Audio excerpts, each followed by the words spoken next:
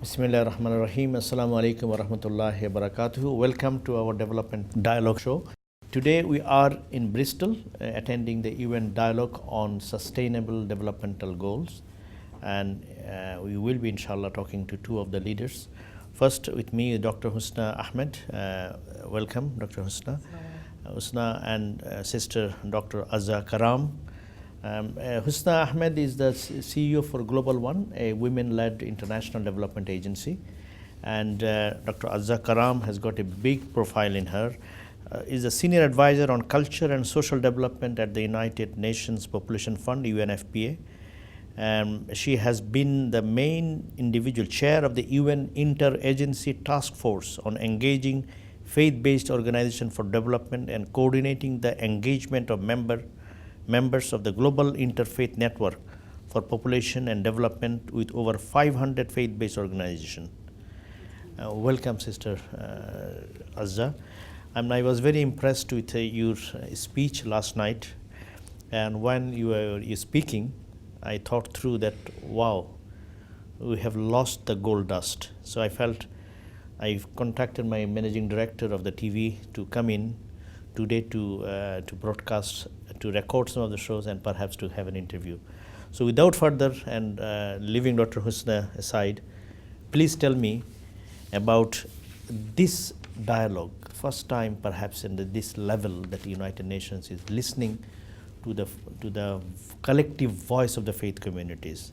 Can you tell us a bit the background of it?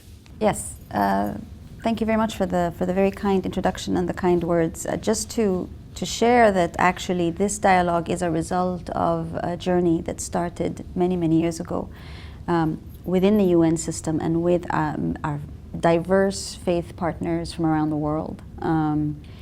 So as significant as it is, I think what is very unique about this particular meeting is the fact that it convenes the faith communities and their representatives around very concrete action plans that have been submitted, that have very clear objectives and activities and, sorry to use a very developmental term, but deliverables, if you will, attached to them. It's also unique because it is hosted or co-hosted by the United Nations Development Program, and yet the United Nations Development Program has been deliberate in involving other UN actors and agencies together with it to be part of this, which I think is an attempt that is illustrative of the collaboration within the UN system and the commitment that is joint and shared. It is also unique because it is showcasing a journey that started here between the UN Development Program, UNDP, and the Alliance of Religions and Conservation in 2009. And rather than leave it at one meeting that took place in 2009, this is actually revisiting, reconvening the community of partners to now review together what has happened since the last meeting, to show the evolution that has happened within the conversation, within the communities themselves about the conversation on sustainable development, and happens at a time when this year, only next week, the General Assembly, the United Nations General Assembly, will host its 70th. It's been 70 years of the United Nations existence. They will have their 70th General Assembly, which is when all the 194 member states come together, and they will ratify the Sustainable Development Goals, what we refer to as the SDGs, the Sustainable Development Goals, which are setting the target for the world, to all the governments, for what they wish to achieve in another 15 years' time, what they will work together and individually within their own nations to achieve as objectives of sustainable human development for the next 15 years. So this is an opportunity, therefore, to reconvene this community of religious actors, to review their own commitments and to make the commitments, inshallah, for the future, for the next 15 years. So for those many reasons, it is a unique meeting, but it is a meeting that is built on and part of a journey of engagement and collaboration between the United Nations and the faith-based developmental partners and organizations. Thank you. And Dr. Husna, you produced the response, one of the contributions from the Muslim faith on this documentation that has been given to the United Nations, which ARC has very coordinated to the response. So what is your feelings about the UN's the initiative of having to hear from the voices of 11 faith, I understand, that represented here? I think prior to this, to be honest, I have been quite skeptical about the UN and faith because, the UN is a secular body.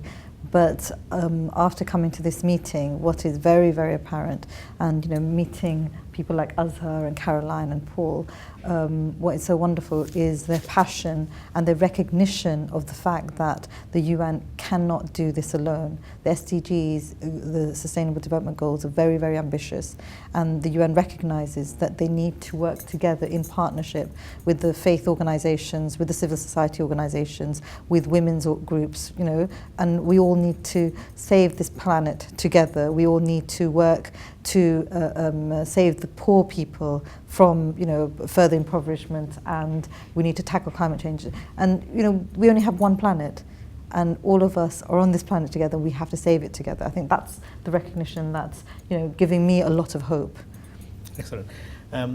As I was remembering when you were talking yesterday at the dinner, one thing that came to my mind is the Institution of Zakat. Mm-hmm. I felt that Zakat has, even till now, 1400 years ago, prophets left and given us this wonderful wisdom. This Zakat is there, poverty is still there. Mm-hmm. Today, United Nations and all of the 194 head of states will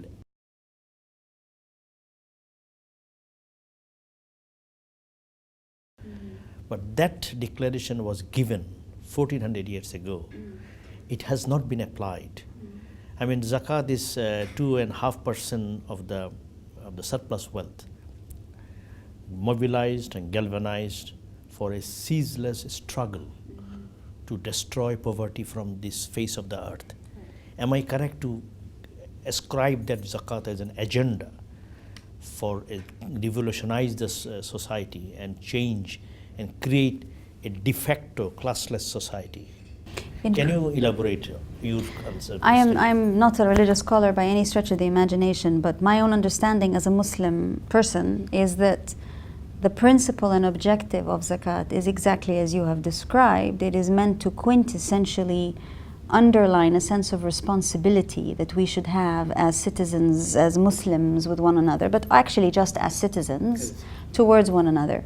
It strikes me that the notion of elimination of poverty and our responsibility as human beings coexisting in the same world to do so, that this is a fundamental feature of all major faith traditions. Every religion advocates exactly that.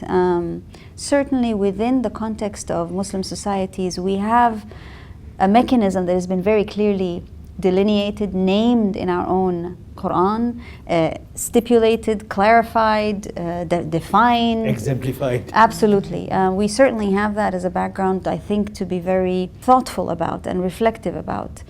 But it isn't a guarantee, I believe, that because you have the mechanism, therefore you will not have the ill in the society. We have the mechanism, absolutely. How it is applied, whether we fulfill our fundamental obligation as Muslims, whether we do so and how we do so, obviously, is what will make the difference. But we have the mechanisms, just as we have the teachings that tell us that we should not be violent, we should be merciful towards one another. We have the principles and the teachings. Zakat is a critical one of them. Obviously, that's why it's one of the 5 pillars. But whether we implement it or not, I think, is fundamentally up to our own internal sense of responsibility and wisdom. Yeah. Before I was talking to the former president of Muhammadiyah, one of the largest Muslim institutions in Indonesia. He mentioned about 800,000 mosques in Indonesia. Mm-hmm. And I understand in Bangladesh there were 400,000 mosques. So if you mobilize the mosques, even the power of the mosque, connecting the mosque, and for them to educate the end poverty from the face of the earth over next 15 years. Yes. Even on that issue alone, mobilizing all faith communities, is a great challenge. Has United Nations thought through what does it mean, what sort of resource is required, who is going to bring them all together? That's a very good question. I have to clarify that I can't answer on behalf of all of the United Nations. I can speak a little bit to the work that we do in the organization I work in, which is the United Nations Population Fund. And I can say that within the United Nations Population Fund, there has constantly been, since the 1970s, an appreciation that the engagement with religious organizations and religious communities is critical to the achievement of the objectives of the fund, the United Nations Population Fund. That understanding has been reflected differently. We have 120 country offices. Depending on the context in the country, that particular sensitivity to the local religious strengths, the strength of the local religious communities, the commitment of the different religious leaders will vary from one country to the other. But the organization as an institution has had a principle, and therefore, since the 1970s, we are one of the first United Nations agencies that actually developed a collaboration, a memorandum of understanding with Al-Azhar University in Cairo to co-establish an institute in Al-Azhar for population and reproductive health studies. Now, this was at a time when such a collaboration between a UN entity and a religious entity like Al-Azhar was not really heard of. This was the very first of its kind.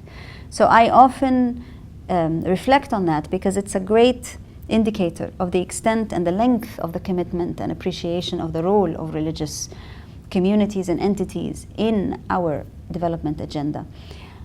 One of the arguments that we use today across the UN system, because I also I have the privilege of being the chair or the convener of an interagency task force, a United Nations interagency task force. Again, I cannot speak on behalf of everybody in it, but to share my own perspective on and learning from some of the work in that context, we often say that the part of the reason why we must be very systematic and learned in our engagement with religious organizations is precisely because of the power of reach and influence. And we often complain that behavior and attitudes are some of the hardest things to change in societies.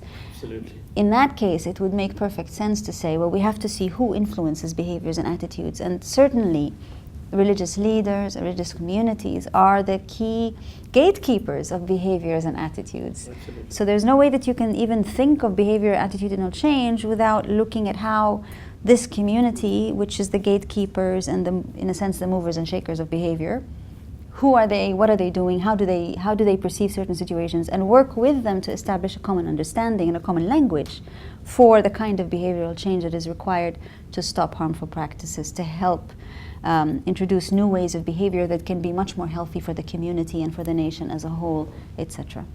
Thank you. Dr. Husna, just a different side of the question. Which SDG do you think is the most critical in achieving the poverty goal? I mean, end poverty by 15 years. I think from my perspective, if we're looking at it from the Muslim community's perspective, I think it's SDG 16 and SDG 17 are absolutely vital. And the reason I think they're so vital is because the Muslim communities are not ready, do not have the infrastructure, do not have the capability. These are basically, if you look at what's happening around the world today with the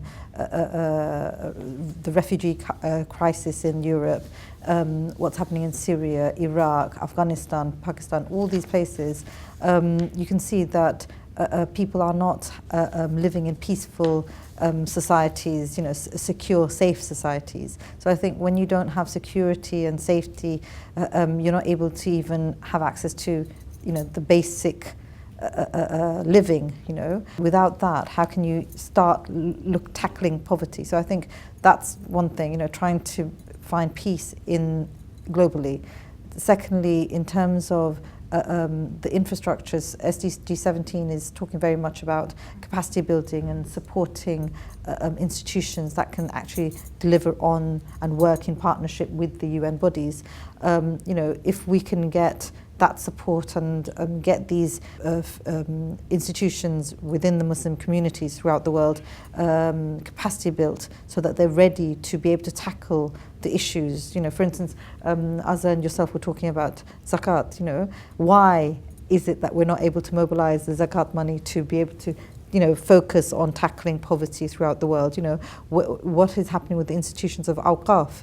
The other side of the thing is, look at the excess in the Muslim communities. If you look, for instance, in the Middle East, the way people are spending so lavishly, the excess, we need to control our consumption. There's a whole load of things that we really need to think about. But these are issues that, because these are UN SDGs that are coming out, until we relate them to our religious duties, it's going to be difficult to be, so it's like a little bit like a translation, or making it faith sensitive, making it something which the faith communities, the Muslim communities can understand in their own language. I think that's what's vital.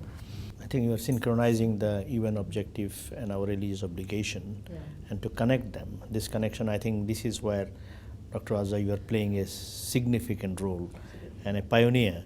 So I need to ask you a question. I know you cannot speak for all, but for United Nations, being a secular body, how are they coping of engagement, new emerging engagement of the faith communities within the UN system? And I know it is a long drawn process. I mean, what are the pitfalls? Are we working on eggshell? Are we able to open our hearts and talk openly, frankly, and strategize our response? Well, I think that because the United Nations is really the governments of the world convening, and the United Nations is the United Nations, i.e. governments, that angle always will define what the United Nations does. So the governments have to mandate the United Nations to act. There is nothing we can do without the governments, basically. Given that this body convenes 194 governments, there is a reason for, in a sense, both caution as well as optimism in terms of how the engagement with different religious actors is viewed, and certainly is then translated into concrete programmatic initiatives or partnership initiatives. I'm saying this because clearly the various entities in the United Nations system, which all have a different part of the UN mandate, the global mandate, which is really the human rights mandate. So each one of us has to fulfill human rights obligations, so to speak, support governments to fulfill their human rights obligations. And as we do so, depending on what the issues, the mandate of the particular UN entity and the agreement that it has with the government, depending on that, that will determine what kinds of partnerships will take place, what kinds of programs will take place within the different countries. So you can imagine it's very varied and diverse, because the contexts in the different countries and the relationships in the governments have different priorities and needs. So because the governmental priorities determine what the UN can do and is enabled and allowed to do, these priorities also determine the kinds of partnerships that we can have at the local level, and at the regional level and at the global level.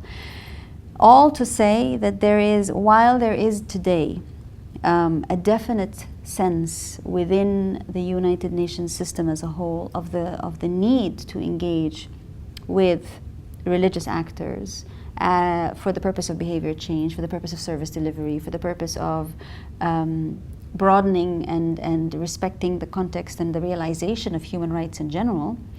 While there is that appreciation, how it gets implemented obviously will differ from one country to the other, from one UN entity to the other, depending on the priorities agreed with a particular government.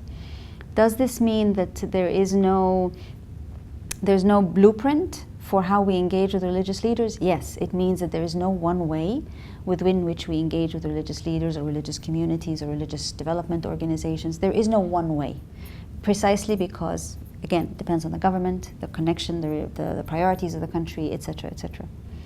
But I would say, to be really honest, that we've come a long way in the last decade alone from arguing why we must engage with religious actors, religious leaders, to now arguing how can we engage in a learned and strategic and mutually respectful way to jointly realize human rights. We've come a long way. And I think that where we are today, where we argue a little bit about how, is still much, in my opinion, much better than where we were before. What we were saying is, but why should you engage? So it's a slow maturity process. Excellent. I mean, I think that sums up the struggle that we are in, and well done for your contribution to accelerate the process between UN and the faith actors across the globe. And we are coming to an end of our program. And before we end, Dr. Husna, do you have any final say, any message for our community, for the viewers? I think for our community, for the Muslim community, what I would say is that we need to raise awareness about the Sustainable Development Goals, particularly among the youth, because this is something that we're trying to achieve within the next 15 years. A lot of the youth will grow up during that time. So I think we need to start engaging the Muslim youth in achieving these Sustainable Development Goals. We need to have more, ICRA needs to have more shows, looking at each of the 17 Sustainable Development Goals. That would be my suggestion. And then we just need to pray that Allah helps us to work with the UN to achieve these Sustainable Development Goals, because at the end of the day it's for the people who are the most disadvantaged, the most needy, and inshallah that will be good. Dr. Azza, any final message to the viewers? Ameen to her prayer right now, and I think it's very important to bear in mind that it's not a straight path. This is a path that has a lot of learning, and the issues of religion are complicated and complex, and it's not just all good or all bad. But we have plenty to learn from exchanging our experiences with one another, whether we're UN entities or non-UN entities, governmental or non-governmental. There's a lot of learning that needs to take place, and there is no one formula for that which is successful. But there's a lot of formulas for learning. Inshallah. I just wanted to add on before concluding, is that as we speak, our team has already crossed Budapest and gone to Greece now, distributing water and essential food. Our volunteers gone, and our chairman has been in negotiation with the Maltese shipping authorities to go and rescue from the sea human being to bring them in. He's Imam Husna Ahmad, a very religious philanthropist. So we are already in action on the 17 goals. While we are debating, our team is on the ground. Dear viewers, I hope you enjoyed the discussion with both the speakers, and we look forward to meeting you next episode of Development Dialogue. With this, I conclude. Assalamu alaikum wa rahmatullahi wa barakatuh.